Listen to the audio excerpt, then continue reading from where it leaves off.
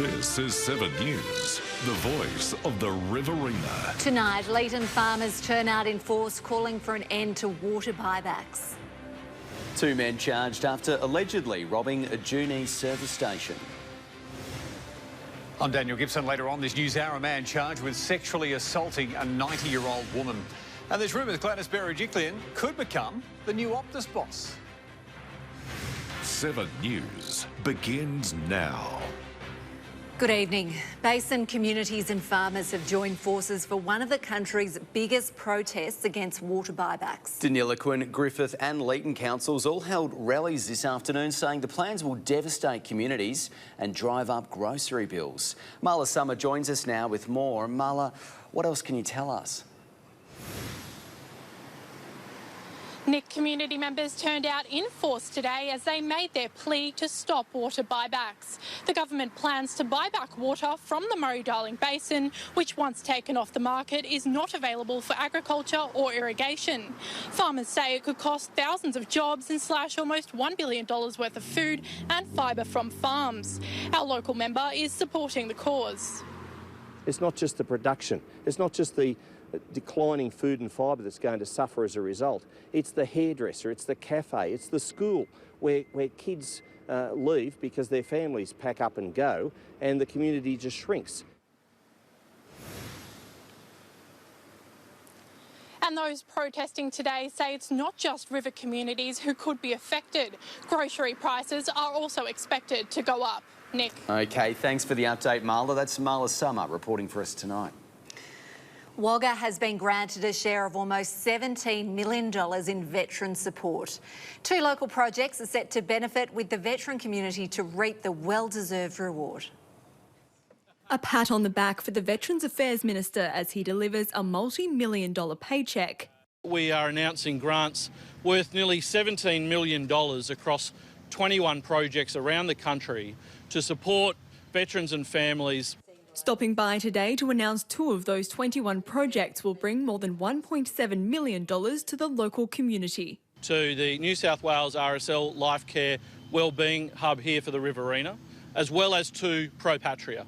A welcome reward for those on the ground. Both organisations do some great work, and I just see that with this funding we'll be able to do an even better job for the veterans in this community. The federal funding boost desperately needed in a community full of thousands of veterans and their families.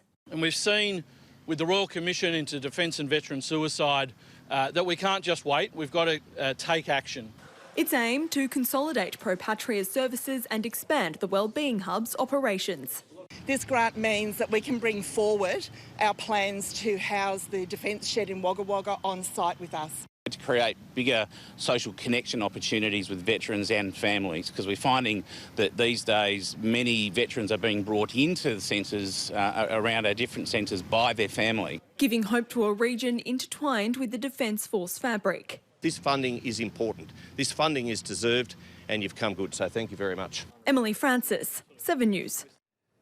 A former Wagga business has been fined over a workplace accident which left a man with life-changing injuries. The 2020 incident saw the Ron Crouch delivery driver struck by a forklift when he was parked at the Big River Group in Forest Hill. The business has since closed but was placed under investigation by the Workplace Safety Watchdog. After appearing in the Downing Street District Court, the Big River Group has now been convicted and fined $450,000. 2 men have been charged over a break and enter in Junee overnight. A local service station is now counting its losses after the brazen thieves smashed their way into the premises. Emily Francis joins us now. And Emily, the men were arrested this morning. That's right, Maddie. The pair were arrested on the outskirts of Wagga around an hour after the alleged incident. The 2 men, aged 18 and 26, were caught on camera forcing their way into the mobile service station in Junee just after 2 o'clock this morning. Police arrived on scene a short time later, but the pair had already fled the scene with the station's cash register. They were then found in Bowman at around 3 a.m. and after a short police pursuit were arrested and taken to Wagga Police Station. Both men were charged with a number of offences, including the theft of thousands of dollars and driving an unregistered vehicle. Both were refused bail to appear before Wagga local court today. Maddie. Thanks for the update, Emily. Emily Francis reporting there for us tonight. Hilltop's council is tonight preparing to take a proposed rate rise to the community. Under a series of proposed rate rises, residents could see a cumulative increase of up to 107% over 4 years. The proposal is set to be debated in what's going to be a tense council meeting tomorrow. I'm working my way through responding to people saying that we can't put the rates up. It's just going to make it too difficult on them. Some are saying that it's too difficult to do business in Hilltops now and it's too expensive to live here and they'd rather return to the city where rates are cheaper. If council moves ahead with the proposal, it'll go on public exhibition before an application to the Independent Pricing Tribunal is made. Wagga councillors have declined tenders for the demolition and construction of the Jim Elphick Tennis Centre. The drawn-out saga leaves the tennis community in limbo once again. Demolition works should have started in May, but courts at the Jim Elphick Tennis Centre have been left sitting idle for 6 months. I do hope that the companies involved can reach these negotiations and reach an agreement because it will be a great facility and it's got great potential and it's something our region needs. Last year, council was awarded $5 million, adding to funds from Tennis New South Wales and the existing council budget to invest into the new precinct. Council has now voted to decline tenders for both demolition and construction. Instead, the General Manager will enter into negotiations. We expect that we'll have some meetings with the preferred tenderer next week and we would hope that, given how close we are to actually being able to enter into a contract, that we will be able to do that within the next few weeks. Council says negotiations will ensure the best solution is put forward to the community. Meanwhile, Wagga's tennis community has been left displaced. I had people from Goulburn last weekend travelling all the way to Albury because we couldn't travel to the central location of Wagga here at the Jim Elphick Tennis Centre. So that's really affected us. Our local junior competition here in Wagga is spread out as far as Coolman and the Rock now. It's hoped a new deal will speed up progress. If they know what's best for the project, then we're accepting of that decision. It just means we've got to sit here waiting a little longer. Unfortunately, we're not in the centre and able to still use it, so that's probably the most disappointing thing for us so far. While demolition is now scheduled for March next year, Council says it will not reopen the courts for the summer period. The site hasn't been maintained for the last couple of months, so there would be a significant amount of work that would have to be required to get that back up to operating. Wagga Council says it's still on track for a new tennis centre by the end of 2024. Marla Summer, 7 News. Coolman residents have long described their town as out of this world, and now those claims could actually prove true.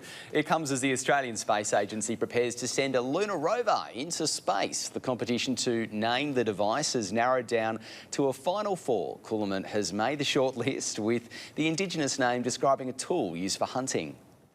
It's used to gather things by First Nations people, and it kind of fits in really nicely with exactly what this rover is going to be doing on the moon, which is collecting lunar soil. The public now has until the 1st of December to vote for its favourite name, with the winner to be announced later on that week. A major bushfire mitigation project will help keep Batlow safe come summer. An asset protection zone has been established which will provide a defendable fire break between homes and forest land. The 2-kilometre long zone is part of mitigation efforts by the RFS and Crown Lands. A home in Nangus has been left without a roof after heavy storms swept across the Riverina overnight. The Bureau of Meteorology issued a severe thunderstorm warning for the region yesterday afternoon, with residents told to take cover. While most of the region escaped with just wind, thunder and lightning, heavy hail and rain also rolled into Nangus. Flash flooding was also reported in parts of the region. Well, staying on the weather, Danny joins us now for a look at today's weather conditions. And Danny, as we just heard, some wild weather around last night, but it wasn't too bad today. That's right, guys. Quite pleasant and settled around the region today. Hi, everyone. I hope you're well. We're expecting some rain, but didn't end up seeing too much until this morning. In fact, only a few millimetres in the gauge at Wagga. Temperatures were a bit all over the place. Tumbarumba, a top of 25 degrees. Warmer in Wagga Wagga. Narrandera got to a top of 32. Temora reached the low 30s. 31 degrees in West Wyalong. Young, you saw a top of 29 degrees. The breeze remained very soft due to a slow-moving trough and a high-pressure ridge in the nation's south. These conditions should linger, but there are some storms to hit the region. I'll tell you when to brace for those a little later in the bulletin, guys. Sounds good, Danny. Thanks. We'll see you in a couple of minutes. Still to come in 7 News, Australian wildflower art hitting the world stage. And if you're ready to hit the road with your caravan, you need to be aware because there's some new laws. And a little later on this news hour, a man charged over the alleged sexual assault of an elderly woman inside a retirement home. There's rumours Gladys Berejiklian's about to become the next CEO of Optus. And Beijing warns Australia to stop making irresponsible accusations after our Navy divers were injured by sonar. Welcome back. Wagga Council's net zero emissions roadmap has now been approved. It comes after residents overwhelmingly supported the changes, with council hearing the majority of supporters were in the youth category. The roadmap outlines actions individuals and businesses can take to reduce their carbon footprint. The New South Wales Farmers Association is welcoming the government's decision for a $250 million injection into drought preparedness. The fund will provide low-interest, fixed-term loans of up to $250,000 to establish critical infrastructure. Farmers say any proactive investment into protecting their livelihoods is a welcome win. What it'll do is make the farms more resilient. It'll enable farmers to build structures like containment areas to ensure that the environmental damage is reduced when it gets very dry, when all the paddock feed's exhausted. The loans can be paid off over 5 to 10 years. Planning laws for caravan parks and manufactured home estates could see a major shake-up by the state government. The proposed changes could see short-term visits extended and caravans prohibited from entering floodplains. Caravan parks are popular holiday destinations. They're also a home for many people. Deb Geiger and Charlie Kemp lived in a caravan park for 2 years before taking on management. The accommodation or the housing crisis at the moment in town is, really hurting people. Coming up to the holiday season, parks are booking out due to the high demand. They can pull up, have somewhere nice to stay, come and go as they please, and have somewhere to park their caravan. Planning laws for caravan parks and manufactured home estates are set for the first shake-up in 30 years. The state government aims to improve environment and safety standards. One of the proposed changes includes prohibiting new long-term accommodation on floodplains, which was recommended by the 2022 New South Wales flood inquiry. We've been flood affected ourselves in Bundaberg, so we know what that's involves, and for both sides it's going to be a little bit tricky to get around. The Department of Planning and Environment report says concerns of safety regulations aren't clear.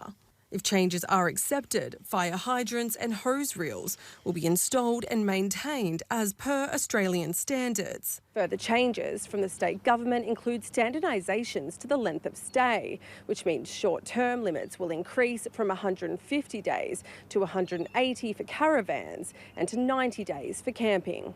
In a statement to 7 News, Caravan and Camping Industry Association say it's still reviewing the proposals. However, they are pleased the state government is proposing reforms and have been advocating for improvements to outdated regulations. Olivia Babb, 7 News. Still to come in 7 News, the eldest statesman of cricket shows us how it's done. And a Wagga golfer secures his second Aussie title.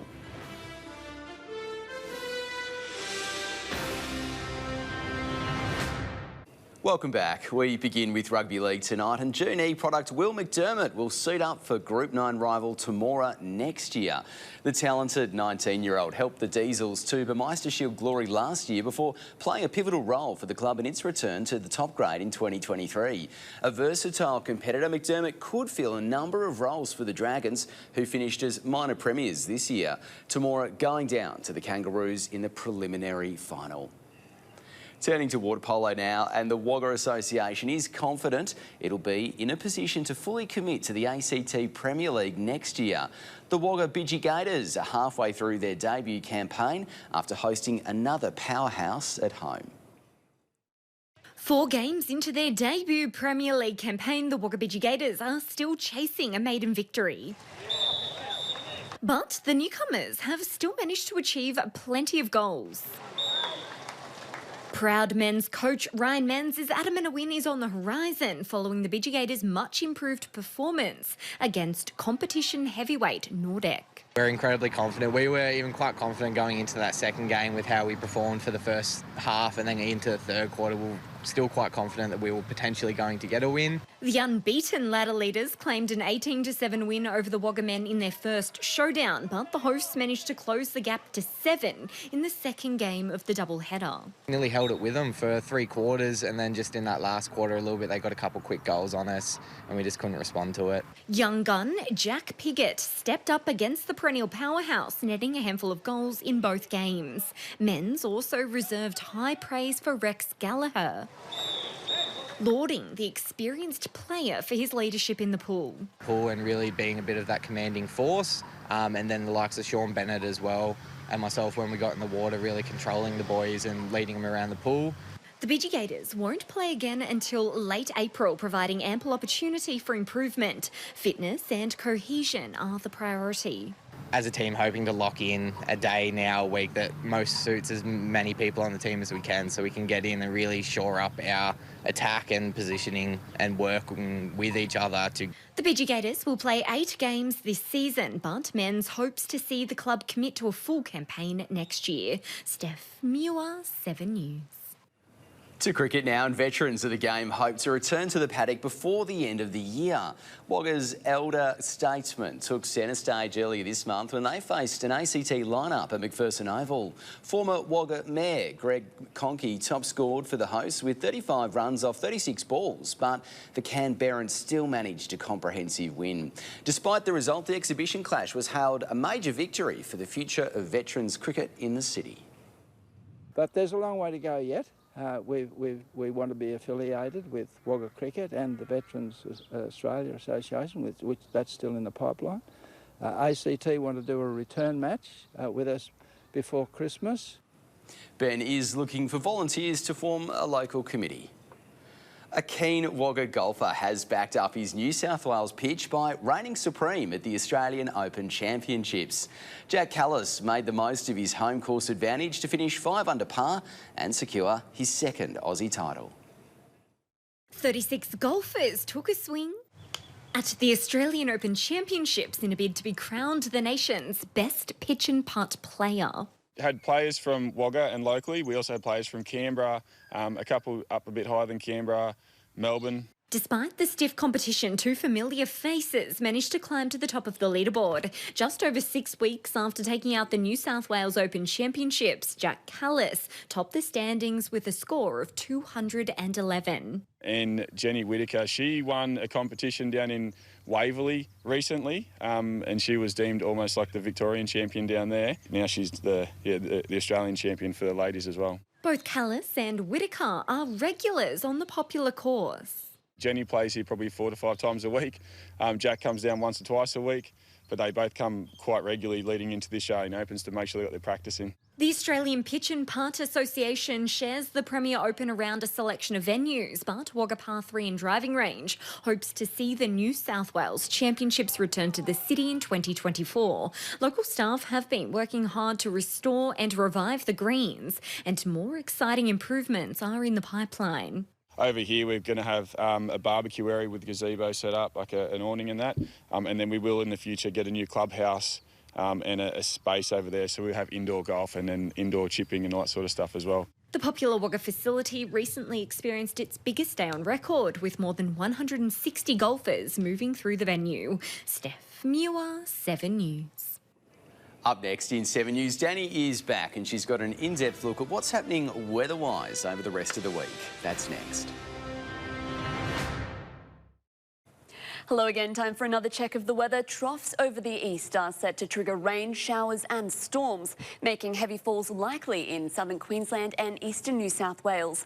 A high will keep the remainder of the state mostly dry for the next day or so, but by the end of the week, we should all see some of those storms along central New South Wales, the Victorian border, and tracking further east into the weekend. Taking a look at the rainfall chart, and we could see up to 40 millimetres falling across the region over the next 8 days. Now, most of that should fall later in the week, so we do have a few days time before that hits. Sunshine and a few clouds expected tomorrow. Temperatures stretching into the 30s, 32 degrees for Griffith, 30 in Lockhart, a low chance of showers in the Alpine region and a top of 18 degrees for Selwyn, while tomorrow you're set to reach 31 degrees. By Thursday, there are more settled conditions on the radar, light easterly winds remaining below 25 kilometres an hour, 31 degrees in Gundagai, Wagga looking at a top of 30 and a few clouds about for you. Hot temps in Tumut as well, a top of 31 degrees, 29 in Hardin and Tumbarumba too. Wrapping up our working week, and we could see the precursor of those showers. Not much to fall though, temperatures cooling down a little, 27 degrees in Albury, 25 for Lockhart and just 22 degrees for Young. Pretty comfortable overnight, climbing from 9 to 22 degrees in Grenfell. Tomorrow, a top of 23. Taking a look at the next 7 days, we're really expecting those storms to hit on Saturday. Then even more rain on Sunday. Look at that, up to 20 millimetres of water. Temperatures to cool into the middle of next week, but for now we should have a day or two of hot temperatures. 30 degrees tomorrow, guys. Excellent, thanks Danny. Now for a quick look at fuel prices around the region. The Mobile Five Ways Roadhouse in Tumut is selling unleaded for $1.98 and diesel for $2.16. In Batlow, Your Fuel along Pioneer Street has unleaded for $2.07 and diesel for $2.20. And in Adelong, the Mobile Service Station has unleaded for $2.08 and they've got diesel for $2.27 a litre.